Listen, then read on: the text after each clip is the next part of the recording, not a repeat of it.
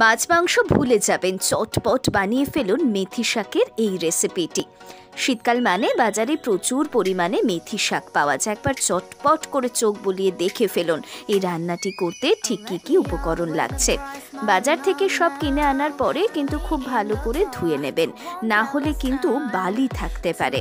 তারপর মিক্সির মধ্যে দিয়ে দিতে হবে পরিমাণ মতন সাদা তিল, একটুখানি ঘুরিয়ে নিতে হবে। তারপর এর মধ্যে ছোলার ডাল, ভাজা ছোলা, ভাজা বাদাম দিয়ে একটা সুন্দর পেস্ট বানিয়ে রেখে দিতে হবে।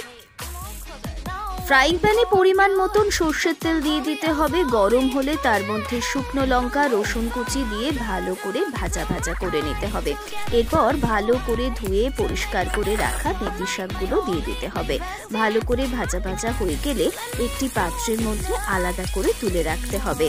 তারপর আর কি, ওই ফ্রাইং প্যানটাকে ভালো করে ধুয়ে মুছে পরিষ্কার করে নিয়ে তাতে আরও বেশ খানিকটা সর্ষের তেল দিয়ে দিতে হবে।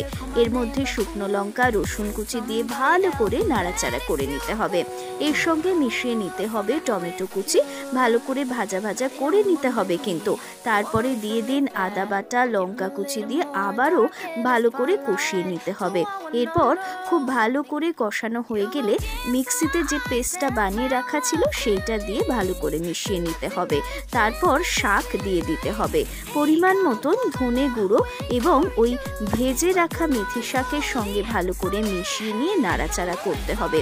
এরপর মিক্সির মধ্যে সামান্য জল দিয়ে ওই ফ্রাইং প্যানের মধ্যে দিয়ে ভালো করে নাড়াচাড়া করে একেবারে শুকনো করে নিতে হবে। আর হ্যাঁ, নুন মিষ্টি স্বাদ মতো দিতে কিন্তু ভুলে যাবেন না। তারপর আর কি, একেবারে তৈরি হয়ে যাবে অসাধারণ মেথি শাকের এই রেসিপিটা। মাছ মাংস খেতে কিন্তু একেবারে ভুলে যাবেন, তাই আর দেরি না করে চটপট বানিয়ে ফেলুন। ভিডিওটি ভালো লাগলে লাইক করুন, চ্যানেলটি সাবস্ক্রাইব করে সঙ্গে থাকুন।